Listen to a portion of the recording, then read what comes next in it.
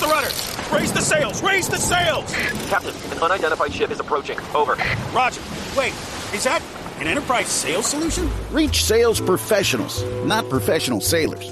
With LinkedIn ads, you can target the right people by industry, job title, and more. Start converting your B2B audience today. Spend $250 on your first campaign and get a free $250 credit for the next one.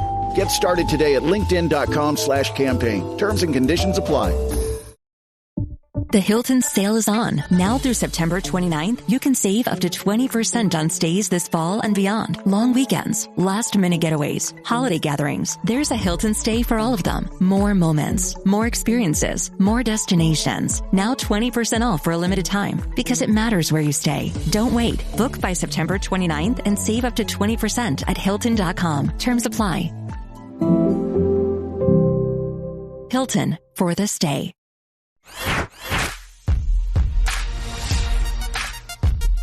Hey, sweet Tin Cup and Ryan Leary. You are listening to watching the You Should Know podcast. Everyone's laughing, which I love. We got Kyle on from Indeed. We're going to be talking about the Great Disconnect. So, we already started laughing. We got our laughter out of the way. It's time to get serious. We're laughing at you. We're laughing with you. I should say with you.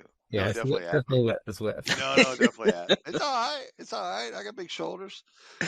Kyle, would you do us a favor and introduce yourself and what you do at Indeed? Yeah, absolutely. Well, first of all, good to be here. Love you guys. 100%. I'm a talent strategy advisor at Indeed. And what that means is essentially I do a lot of what you guys do, and I just don't have a podcast to talk about it. I do a lot of research on the labor market, and I understand all the tech that's out there, and I get to help employers kind of skate to where the puck is going and understand the generations of today and hopefully get them to evolve their practices and strategies to hire some good folks. Do you ever read other people's research, like another vendor? Do you read any of their reports? All the time. Gartner, LinkedIn, everybody. Yeah. So you're a consumer of research as well. Oh, very much so. Yeah, that's nice. All I do. Podcasts and research, it feels like. That's fantastic. Isn't that a great job to have? Like, that's just a great career. Job. What are you doing today? I'm reading and talking. Yeah. But then you're at like a family reunion and that's all you can talk about. And I was like, okay, well, maybe don't go hang out with Uncle Kyle. All he wants to do is talking about the labor market. He's cool to talk about unemployment and some other stuff and experience jobs not being created in certain industries. Yeah, you know what? I'm gonna go play basketball now. Yeah. But wait, Griff is slowing. Sorry. No, but this is really interesting. So it went from 3.8 to 3.9 back to 3.8. But here's what people don't talk about. Yeah. You just see everyone check out. Yeah. It's when it's when Kyle breaks out hey, Johnny, look, don't do this in school. Don't go to law school. We're going to go into humanities. We're going to talk about history. So, dude, we need trade, we need emotional intelligence. Yeah. Just take me fishing. Just study empathy. You know, that actually brings up a really interesting point, Ryan. There for a while, you would tell people to go into STEM. Yes. That was the advice for a lot of younger people. It's just do STEM, you'll be fine. Yeah. It'll all work out. Just do something in STEM. With AI and generative AI, I don't know if that's the best advice. I don't know. I think it'll shake out in time, but I just don't know if you tell people the same thing. So, anyhow, Kyle, would you do us a favor and take us into the idea or the construct of the Great Disconnect? Yeah, it's that's something that I think a lot of people are already familiar with. There's just a title to it, right. And it's that there's just a big difference between what employers believe make up a good workplace and what job seekers believe make up a good workplace, and there's a big disconnect. A great one. The expectations versus reality. Right. Well, the expectations are different, period. Just those two vantage points. So before there might have been a similar or shared expectations, if you would. Mm-hmm. Now the expectations are different. Like, I can't remember when we did the podcast, but one of them was Gen Z won't apply to a job if they don't have the salary in it. Mm-hmm. Whether or not there's state law or not doesn't matter. or federal law, whatever. Whether or not there was law, it's the expectation. So the expectation for the recruiter was like, hey, we're not mandated.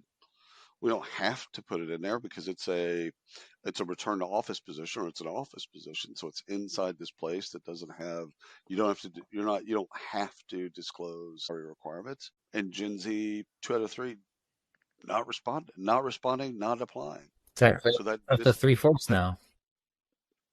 really, 3/4 are more likely to apply if they see salary, but if they don't, they consider it a red flag, and so they won't. That's why we don't consider pay transparency to be a trend anymore. We call it a standard. It's a necessity at this because it's point. such a big deal breaker for folks. Yeah. So what other missed expectations, and again, from both sides, from employers, if you have that, and from candidates, let's go through some of those if you don't mind. Yeah, I mean, you already touched on one, it's pay transparency. The other one is like lack of flexibility in work. There's a lot of return to office mandates coming from a bunch of different companies, and people are not very happy. There's also a disaster of candidate experiences all over the place. They take way too long, and they ask far too much of job seekers. Like a lot of job seekers are kind of forced to spend a full hour to fill out just an application and do an assessment and like have a bunch of unpaid labor. Let me ask. So let's go through these as you go through them. So you're in Austin. Indeed has an office, a beautiful office in Austin. I agree. If it was, and it won't be, but if it was mandated that you needed to go back 5-6 days a week, whatever the bid is, I'm not asking if you would quit or to get another job. I'm asking. Be careful how you answer. Yeah. Would it change your outlook on? 100%. Yeah. Yeah, right. Because I got this job during the pandemic, so it was 2021, and it was fully remote position from the get-go, and I do travel a little bit, but you know, I get to hang out at home with my dog. My wife, she actually also probably a better story. She was hired as a remote employee, and her office did ask them to come back 3 days a week, and then coming up here shortly, they want them to go back 5 days a week. So she put in her notice. She's just like, it just doesn't work for her. Not gonna do that. Yeah. Wow. So yeah, it's a big deal because I mean, cars are expensive. Right. Commutes aren't fun. Yeah. Yeah. And a lot of times the folks who invite you to the office, there's nothing different between the office and your home other than you're less comfortable and you have to be a little bit more extroverted possibly. But they don't really give you the time to really connect with the. Yeah, that's the lie. Oh, well, that's one of the, I don't want to say this explicit lie. I think they really believe it. Some of the people that are championing RTO, they believe soft skills can be developed or developed more fully in an office environment. Let's jump in here. Let's do a design shred. Let's brainstorm. Let's get to meet each other in sales. Let's go do a bunch of objection response stuff together and see each other. You can do it on Zoom or whatever, but it's just not as intense. It's just not as good. And then you end up at the office and you don't do that. Yeah. And so it's like you know.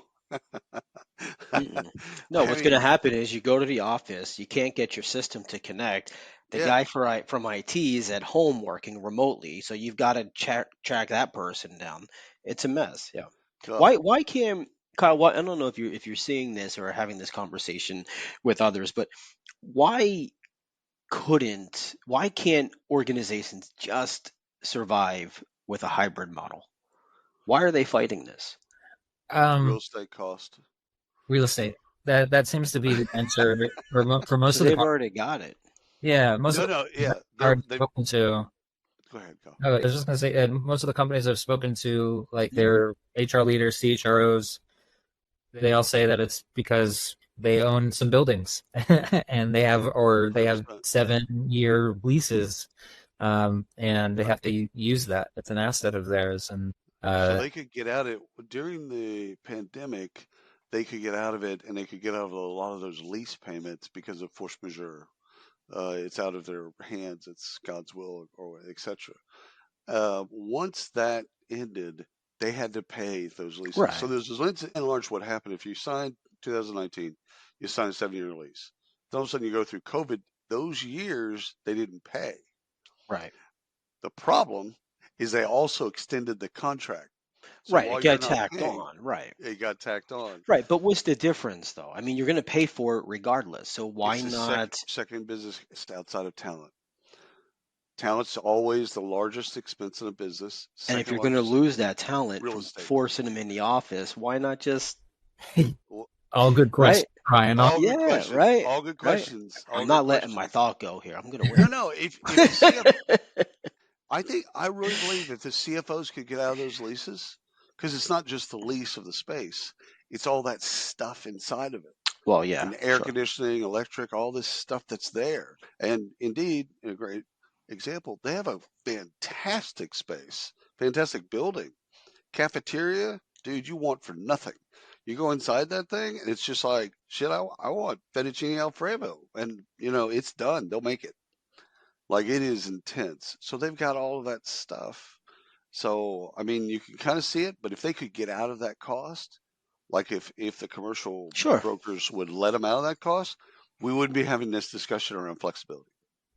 Yeah, I definitely think that real estate's the biggest, like one of the biggest reasons why One folks of the should say. The Mhm. other one is that a lot of folks that are in leadership belong to a certain generation who are 100%. not familiar with how to build relationships online, Yeah.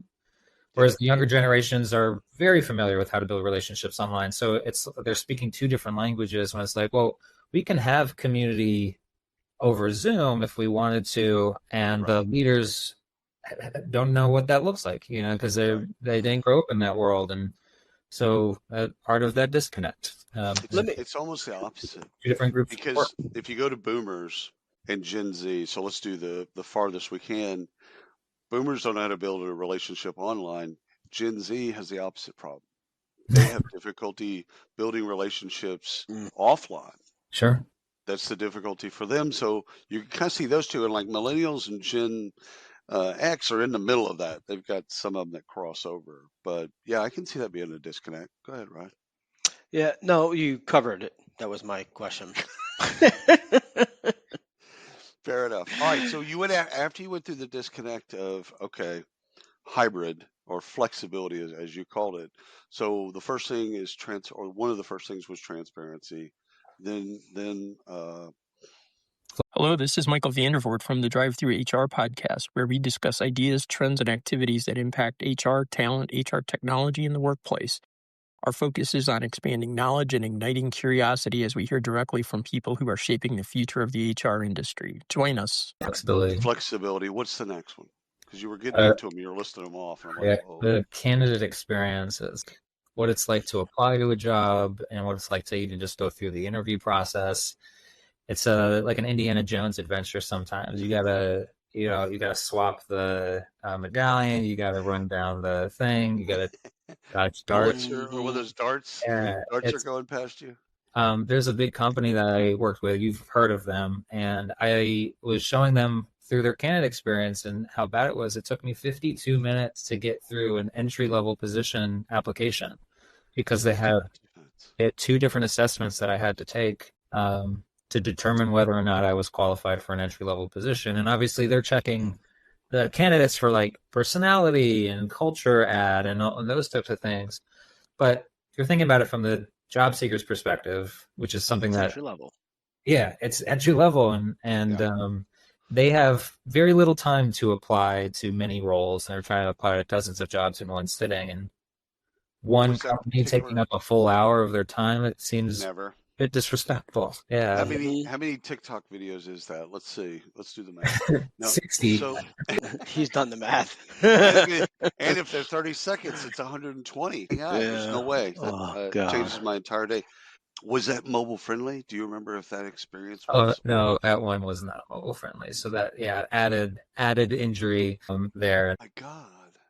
Yeah, and so that's a big piece, is that when employers are thinking about the job seeker experience, they get it. They're like, yeah, of course we don't want to put too many barriers in front of someone, because high quality candidates aren't going to spend a full hour filling out an application. They've got too many things to do. But it takes a special person at the employer to raise that flag. Until that flag is raised, they're just continuing on with pre-COVID traditions. What worked before? Yeah. Yeah.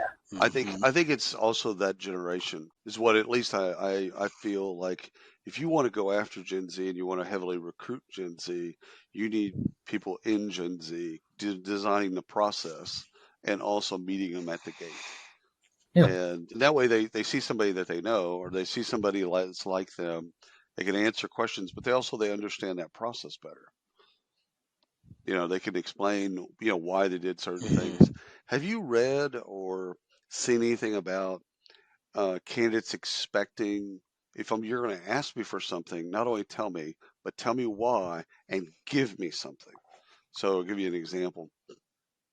In the background screening world, what some of the players have done is, yes, the background check is for the employer check, but what they do is they flip it and they also give a copy of the background check to the applicant. Mm-hmm. And so they basically say, hey, listen, have you ever wondered like what these reports are like? Do we have your permission to do a background check? And you'll get a copy. Well, then it's like you check that off like, oh, okay, cool. I'd like to see what's on that report. So like, I think that people don't do that with like assessments. Like a personality assessment isn't a big deal.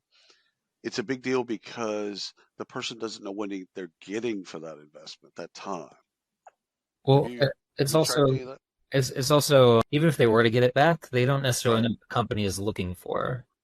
Right. Because it'll put you in a bucket of some sort, whether it's Myers-Briggs or DISC or any of these. Paradox has some, so it'll put you in a bucket. So you'll be like, oh, I'm in bucket A. Did I get what does that mean? Bucket A was the rejections. Got it. Right. Cool. Thank you. What could make it? Well, it could make. I'm trying to make it work. What could make that work is if they told you what that position usually is. Yeah, I think that would be really nice.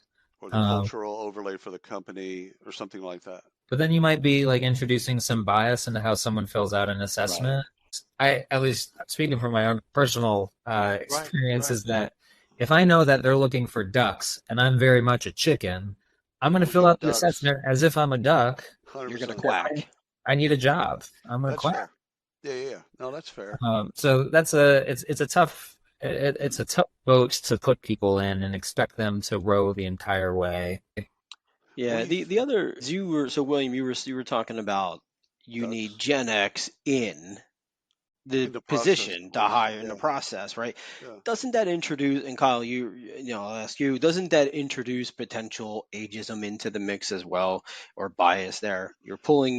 You're specifically putting someone of a generation in a position to create a process to hire people of a position and exclude other people.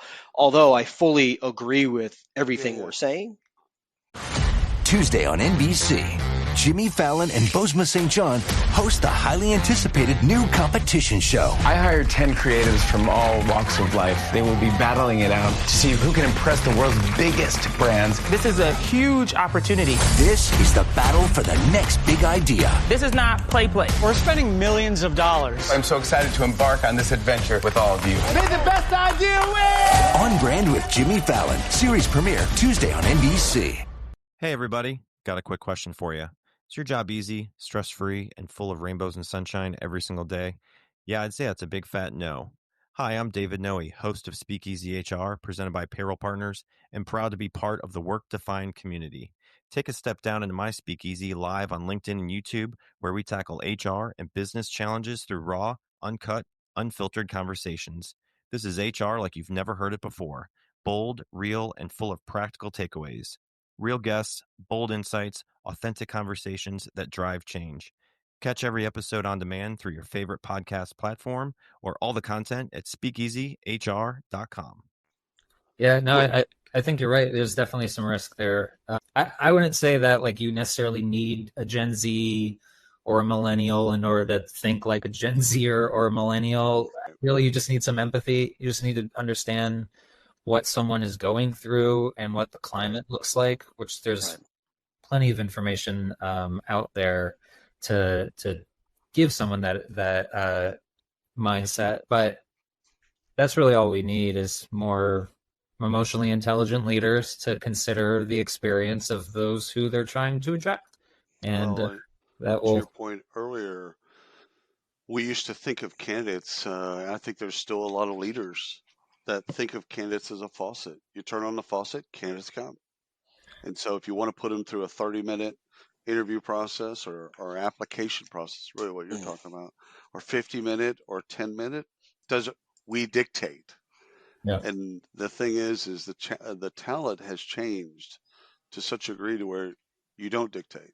Even in a shortage where there's scarcity of talent, you don't dictate. Still, and that's the emotional intelligence and empathy that you're talking about.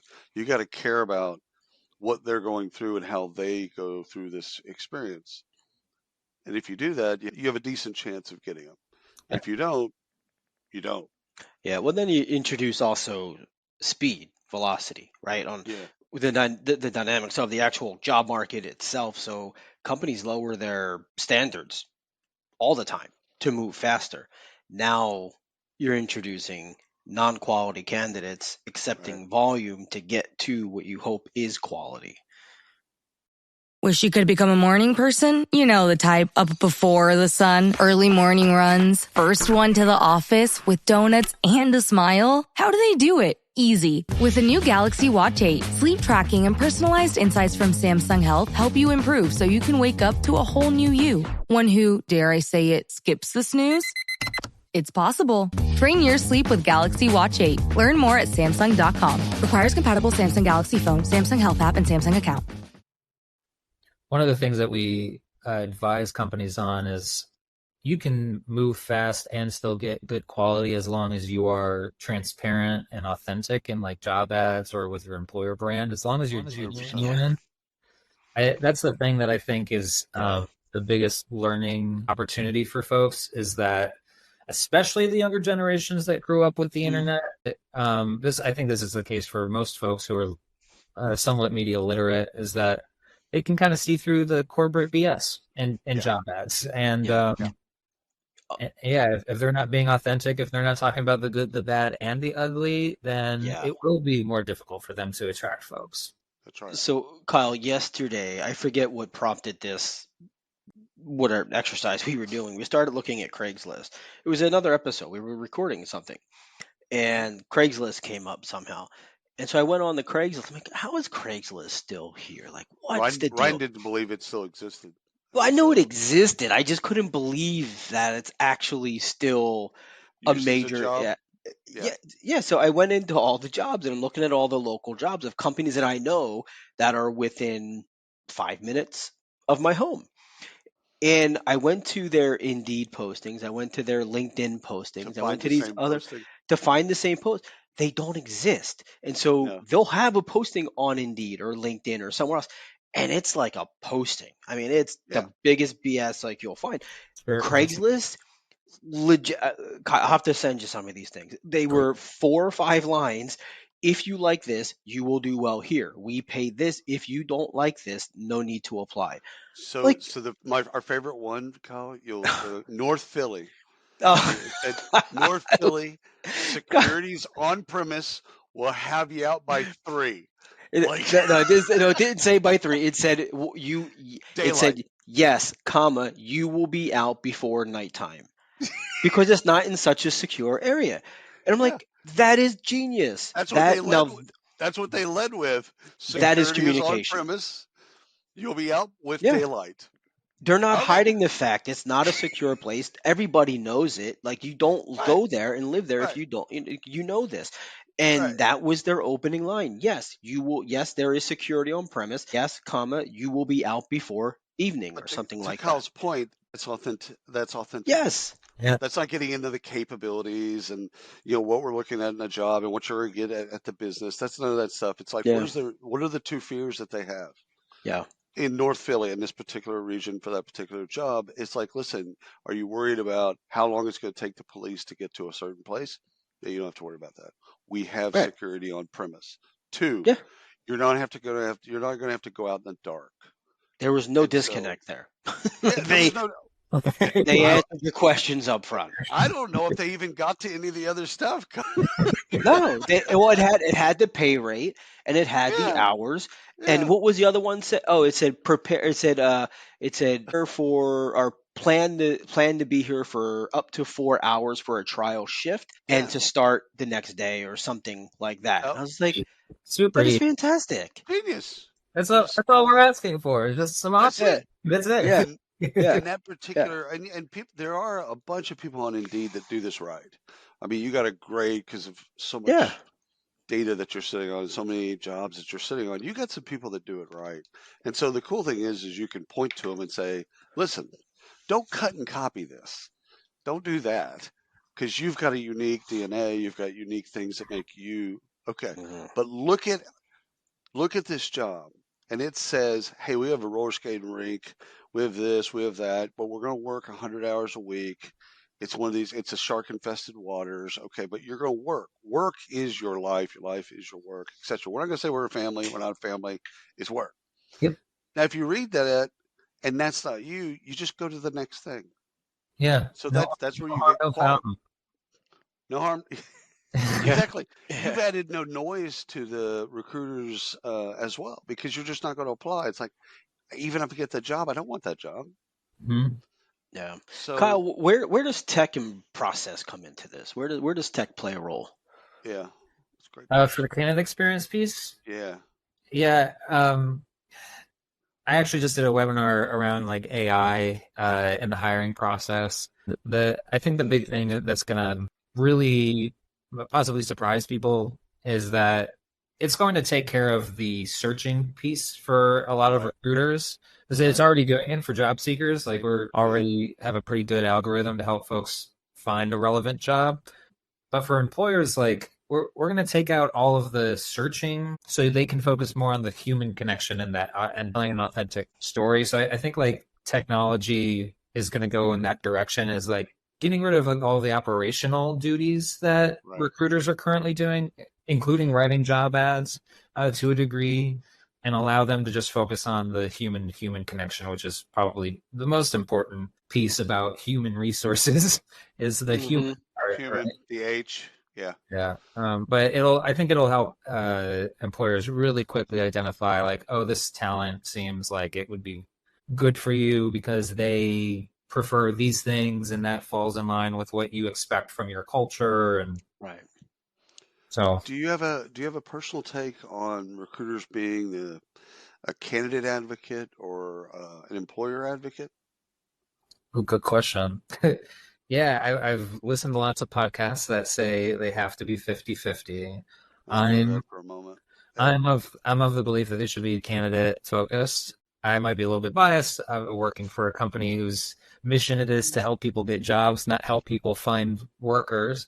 Right. But yeah, like the candidates, I think that's the soul of the business. That's the people of it.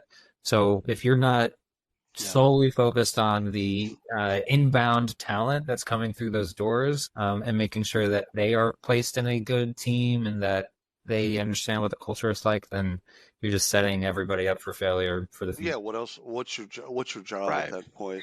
In fact, I think the recruiters that say this isn't for you or this hiring manager is not Much for better. you, you're a great fit, but just not for this job. And they don't mean it in that way. They mean it like that team, that boss, that circumstance is not going to be good for you. You're not going to win. It's an untenable, unwinnable game. Did you have some, before we went into that? Did you have some more disconnects? Just one Probably more. the one. All right. What do you got? And it's something that we've kind of already been talking about. It's just that like the reputation precedes an employer like experience. So job seekers talk, and especially Gen Z folks, but like a lot of job seekers tell their friends, don't apply to Acme Brick. That's a real company. Don't apply to company A because they put me through the ringer for 6 weeks and then ghosted me. And they take note of some of that really bad, what some would call toxic behavior, and they tell all of their friends, and none of their friends will apply. And so this has a big trickle down effect in terms of like how you treat candidates. So that's another big disconnect. I don't know if employers really realize that they do have reputations, and they should focus a lot on their employer brand and being as authentic as they can, so that way there are no surprises. And ratings are a two-way street. Like Van, my youngest son was asking me about this yesterday. He's like, can you cancel a ride in the middle of a ride. Mm. But I'm like, no, once they pick you up, you've sussed that out. First of all, they have your bank account information, Yeah. but you've already sussed that out. Because he was fascinated with basically, okay, they've accepted your ride. So the driver has accepted you. You've accepted them. Okay, so there's a mutual, they're around the block. They pick you up. Once they've picked you up, we're agreed. They're going to take you to a place. Yeah. However, they've got ratings. If you act in a terrible way in the car, Right. they've got ratings for you. And if they act terrible in the car, you've got ratings for them. So there's a mechanism there. And I can see the candidates have been doing with your sister company, Glassdoor. The candidates and employees have always had a way to kind of talk about like their experience, which is great. Yeah. I want to get to a point where recruiters have ratings. I know that recruiters are going to hate this, by the way. However, I'm sure they will. Okay. I'm sure they're going to hate it. However, and hiring managers too. If I had my druthers, it would be both. It'd be everyone. If you touch talent and in the candidate experience, you have ratings. Well, they do that for CEOs and executives, right? Why couldn't we do that for recruiters and hiring managers? Yeah. But dude, now I know that I'm dealing with a 1.2 instead of a 5-star. Mm-hmm. Like if I know if I'm dealing with a 1.5, first of all, why are they still there? If they're a 1.2, right? Sure. Because it would again, bad people are gonna act bad no matter what you do. You're always. Do you want to go to the Luxor or the Wynn? Your choice. Like you have the option. Kyle, are you seeing a difference between larger enterprise mega corporations and the local companies in the disconnect in terms of the example you gave? For example, friends will give you bad reviews, or friends will not refer other friends to apply if you treat them poorly. So a local mom and pop, say dry cleaners or a restaurant or a supermarket that's local, as opposed to a Nike store. Are you seeing a difference there? Well, there's short answer is no, because the smaller the store, they can of course turn on a dime. So if they needed to shift how they do things and how they operate, it's much easier for them to do so. But they don't have as much access to information that some of the larger companies might. So these larger companies might have more data in terms of what works and doesn't work for them, because they, of course, have larger volumes, but it's much harder for them to turn that large monster to shift their practices, right?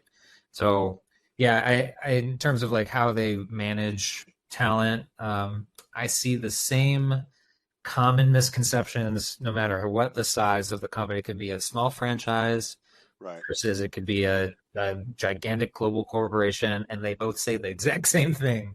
100%. Where it's like, we don't understand what's going on, or we don't understand how fast we can, like, or how quickly we can make these changes. Got it. It's like that old thing, friends don't let friends drink and drive. Friends don't let friends apply to company X. I think the thing for me is the authenticity is the hardest for me. I think it's the hardest algebra to solve for these companies, is because they have a really terrible culture and they know it, or they're in the midst of changing their culture, and so their culture is aspirational. It's not what they are now, it's what they would like to be. And then they have a hard time telling that story. And in the case of it being a terrible culture, they have a hard time telling that story because they want to tell a story over here that's magical. And everyone has a happy ending. And in this story over here, and the truth isn't that way. So then you recruit the people based on being inauthentic. They get in, they stay for a little while, they earn a paycheck or two, maybe they stay a while longer, and they're really looking to leave because you lied to them. This has all been based on a lie. So, Kyle, how do you teach people to be authentic? It's really teaching folks how to listen than it is how to be authentic. Because most of the companies that I've worked with, they don't know what their culture is. Like, if you were to ask them, like, how would you describe your culture as if it were a personality? How would you describe it? And You just start looking at each other because they don't really know, and I don't think it's ever been defined for them in a lot of cases. Or if it has been defined, there's a very small overlap of Venn diagram. Those who haven't, it's not defined, and those who are acting on a set of values or a mission statement. And there's a very small sliver of companies that do both, that know it and act on it all the time. And those are usually the companies that are considered cult brands, right? The ones that engender so much loyalty from their customers as well as their employees. Right. It's to get to the point of understanding what the culture is, like they just have to listen to their employees. And most companies that I've talked to, they only pull on one lever to really understand how their folks feel, and they do engagement surveys, or pulse surveys. And I don't know, the big issue with those is that folks never believe that they're fully anonymous. So That's true. So they're not going to be truthful in terms of being critical about who they work for and where they work and the friction between them and their best work. So all of these internal surveys that folks are like living and breathing, they're always more positive than they actually 100%. Love my boss. Reality. Yeah. Love the team. Yeah. CEO's vision's amazing. Yep. Checks off. That's why I like well, you can't do this unless you're in the office, really anonymous, unless they have cameras watching it. But the little bathroom sensors, right? The green face, the red, right? You just tap the button and you move on. I love those things. Like I tap them all the time. Yeah. And then I get yelled at because I touched a dirty thing from. Dude, I'm so terrible with those things, especially at airports, where I'll just keep pushing buttons. I'll just stand in front of it and push all the buttons because I feel like there's a lot of people that walk by. But if I have to do that at home, or if I have to do that somewhere, they're gonna track me. Like I feel like they're gonna track me. Yeah. Like Yeah. So like, well, we advise employers to pull on more than one lever to understand how their folks are doing, and then give them like an actual safe environment to speak their mind. And the companies that do this the best are doing stay interviews. Yeah. And the stay interviews are always conducted by someone that is not in the chain of command of the person being interviewed. So it's never someone's manager or manager's manager. Yeah. Why are you here? Why is this interesting to you? Yeah. You just say like, what do you need to stay here for another year? And you just let them talk. And they will tell you everything that they need in order to stay for another year. And that's those are some of the more authentic ways to understand and listen to the culture and see what folks need. And then obviously like external reviews is another lever that folks pull on, but they don't necessarily think that any of those are truthful. It's like, well, if someone's super critical about you externally, then that means that they don't feel like they have a place internally to actually share these feelings. So I wouldn't necessarily think that they're lying, but rather they're finally getting something off of their chest. So we should be listening to them with the same intensity that we listen to engagement surveys. Yeah. So do you, and again, this is all kind of a work in progress. Where is culture derived? Is it, because a lot of people put it in HR, or they put it at the C-suite. Sometimes they put it, the examples was famously, they put it at the office, the receptionist, and they put it at the employee level. That basically culture comes from. So you've got come from the top, come from the bottom, or come from somebody. A culture czar in HR. What's your working thesis right now? Where does culture come from? So what I'm about to say comes from. I spent a lot of time. I worked at Apple for 5 years. And then I went and I studied companies like Ritz-Carlton and Starbucks and Disney. And so what I found was that culture really comes from the people, right? And each department is going to be slightly different in how they act, but that's essentially what the culture is. But from the top down, those are like, that's the values, that's the mission, that's the purpose. So if you don't have a purpose statement, then you've got all these different mini cultures, the subcultures, all going in completely different directions. Right. If you have one North Star, then everybody is together in what their pursuit is. But my biggest finding, or my biggest belief, is that fish rot from the head. So you can have one of the best cultures on the planet, and everybody loves working with each other. But if you have one toxic leader, everyone that works underneath them hates their job.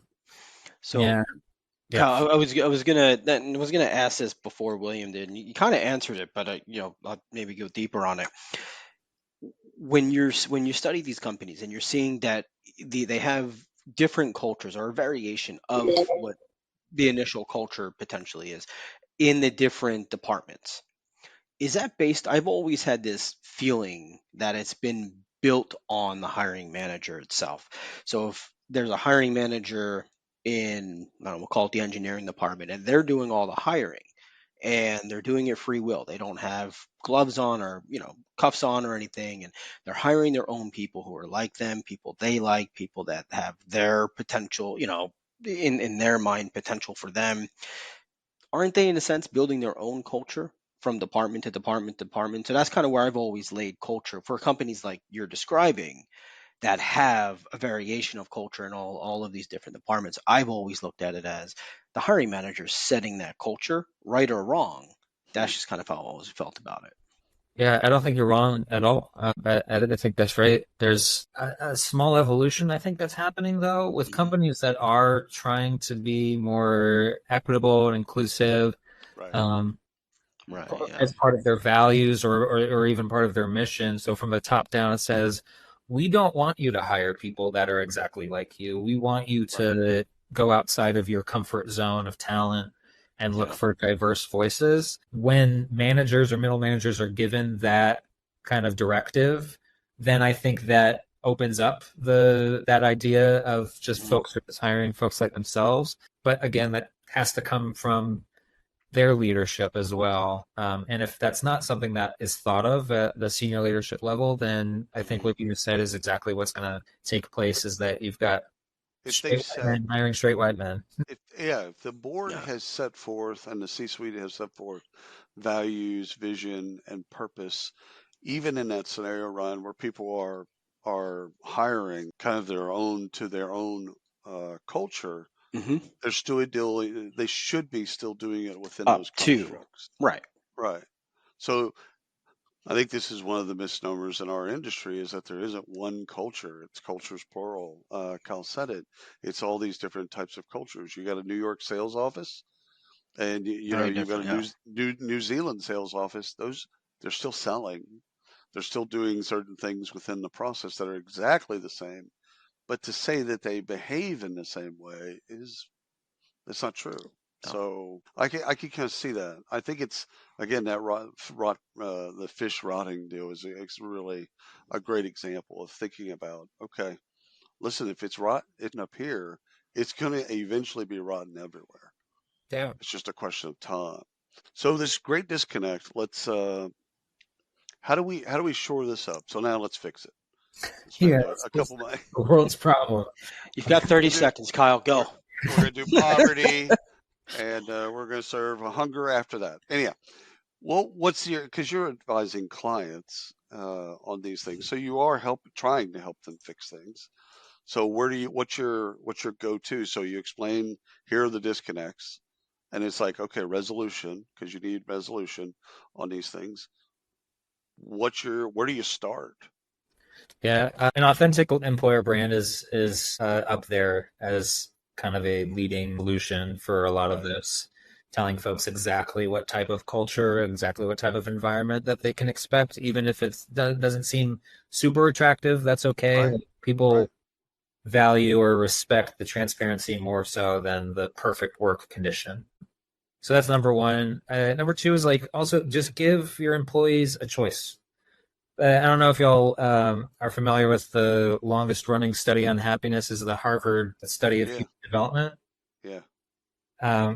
They found that choice was the number one determining factor behind someone's happiness. And so if someone feels like they do better work at home, give them the option to do so. And if they feel like they do better work in the office, give them the option to do so. And just allowing adults to make their own decisions on where they're going to do their best work and how they're going to do their best work. Obviously, you need to, as a business, need to create some goals surrounding that. But there are certain worlds where there's no reason why we need to force someone into a car for 2 hours a day. It doesn't make that business any more money if they're in a car for 2 hours a day. it definitely makes the employee less likely to be happy when they're at work if they're forced to go into an office. So because it's both sides. It's the commute too is dread because of traffic, and the commute home is frustration because of traffic. Right. Traffic, you know what I'm saying? Like you hit them twice in one day. And there's usually that commute home that really irks the hell out of you. I mean, you're done. You could have ended a great day. Yeah. You could have had a really cool day, did a bunch of cool stuff, Yeah. and all of a sudden you get in your car, and Austin has terrible traffic. Yeah, Austin's a specific. Yeah, it's a specific. It's really LA kind of ish traffic. Like it doesn't matter. Like in Dallas, okay, 7 to 9 is a little bit tough. Okay, 4 to about 6, get a little bit tough. But other than that, it's pretty easy to get places in Dallas. Right. In Austin, you could be there at 11 on a Saturday night, and it's locked down. Yeah. It is insane. Like LA, you can just be out on the 5, and all of a sudden it's like, why is this a parking lot? I don't understand. But to your point, Kyle, you hit them twice. They're dreading that. I gotta go sit in that. Yeah, I gotta go sit in that traffic, and then at the end of the day, even a great day, you hit them with the frustration on the way home. Well, and not to mention like getting ready to go to work. That's a whole nother hour at least before you even get in the car. So that's 2 hours in the morning just to work. And you're not getting paid, of course, for any of that. And then another hour to get home. And so, so giving folks a choice. Some people do prefer to be in office, and I love that for them. They should definitely have that option. And then the last little, like, if we were to solve all the world's problems, is as we are, reduce as many barriers as you possibly can between getting someone to apply to your jobs. Like, there's no reason why we need them to jump through so many hoops. A lot of employers are so worried about not finding the perfect candidate, but the perfect candidate is going to choose you if you're authentic about the environment and the workspace that you're going to be providing for them. So you didn't waste their time. The perfect candidate, the one that has agreed to work with you, even through some of the unattractive language that you might share with them. That's the perfect candidate. So those are the three main things I would love for employers to start considering going forward. Dude, great advice. Absolutely great advice. Thank you so much, Kyle, carving out time, helping us, helping the audience. This has just been wonderful. Thank you. Thank you all. Very, very big fans of you guys.